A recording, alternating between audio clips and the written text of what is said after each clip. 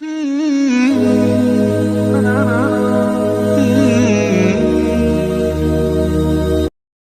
اللہ الرحمن الرحیم۔ ابن خلقان جلد نمبر 2 کے اندر یہ بات مذکور ہے کہ ایک مرتبہ خلیفہ بغداد ابو جعفر منصور اپنے تخت شاہی پر انتہائی متکبرانہ انداز میں بیٹھا ہوا تھا اور ایک مکھی بار بار آ کر اس کے ناک پہ بیٹھتی تھی اور وہ بار بار اس کو اڑاتا تھا۔ آخرکار خلیفہ ابو جعفر منصور اس مکھی سے تنگ آ گیا۔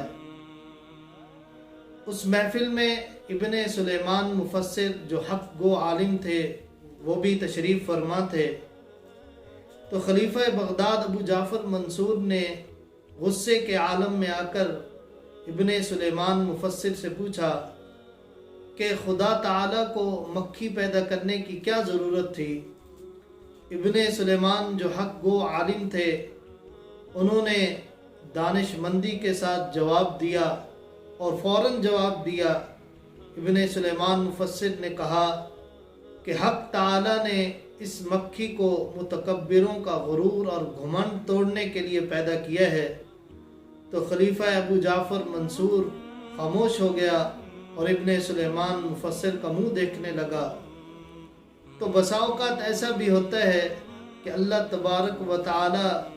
کسی چھوٹی سی شے سے انسان کو دکھلاتا ہے کہ وہ اللہ رب العزت کے سامنے کوئی بھی چیز نہیں ہے، اور جیسا کہ نمرود کو ایک لنگڑے مچھر کے ذریعے مروا دیا، اور اسی طرح خلیفہ ابو جعفر منصور کو ایک مکھی سے تنگ کروا دیا، تو اس میں سبق ہے ان لوگوں کے لیے کہ جو خدا کی زمین پر انتہائی متکبرانہ انداز میں چلتے ہیں اور لوگوں کے سامنے اپنا غرور اور تکبر ظاہر کرتے ہیں، اور حالانکہ ان کا غرور اور تکبر جو ہے وہ اللہ رب العزت کو بالکل بھی پسند نہیں ہے۔ اس لیے ہمیں چاہیے کہ ہم خدا کی زمین پر خدا کے سامنے انتہائی عاجزی کے ساتھ